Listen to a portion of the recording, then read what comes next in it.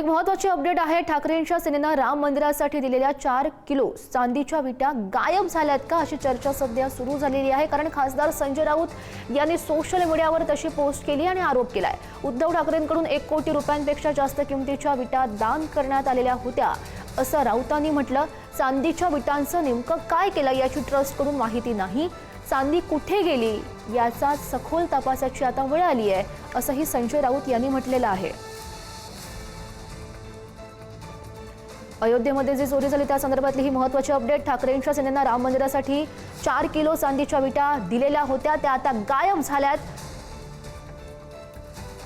याची चर्चा सध्या सुरू आहे। खासदार संजय राऊत यांनी सोशल मीडियावर आरोप केलेला आहे, तशी पोस्ट केली आहे। सोबतच चांदी कुठे गेली याची सखोल चौकशी करावी, तपास करावा असंही राऊतांनी म्हटलंय। याविषयी अधिकची माहिती जाणून घेऊयात। आमचे प्रतिनिधी सुशांत पाटील आपल्या सोबत आहेत। सुशांत, काय अधिकच्या अपडेट्स आहेत या संदर्भातल्या?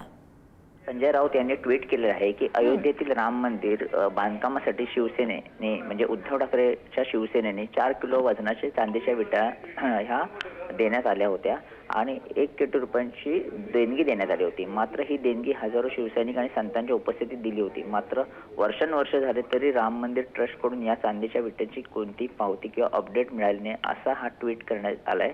तर ही चांदीची विट कुठे गेली याबाबत गंभीर प्रश्न उपस्थित झाले असून पूर्ण चौकशीची जबाबदारी निश्चित करण्याची मागणी संजय राऊत यांच्याकडून ट्विट मार्फत करण्यात येत आहे। नक्कीच सुशांत, धन्यवाद दिलेल्या सगळ्या सविस्तर माहितीसाठी। नेमकी काय आता प्रतिक्रिया समोर येतात राजकीय वर्तुळातून या संदर्भात हे बघणं सुद्धा अत्यंत महत्त्वाचं असेल।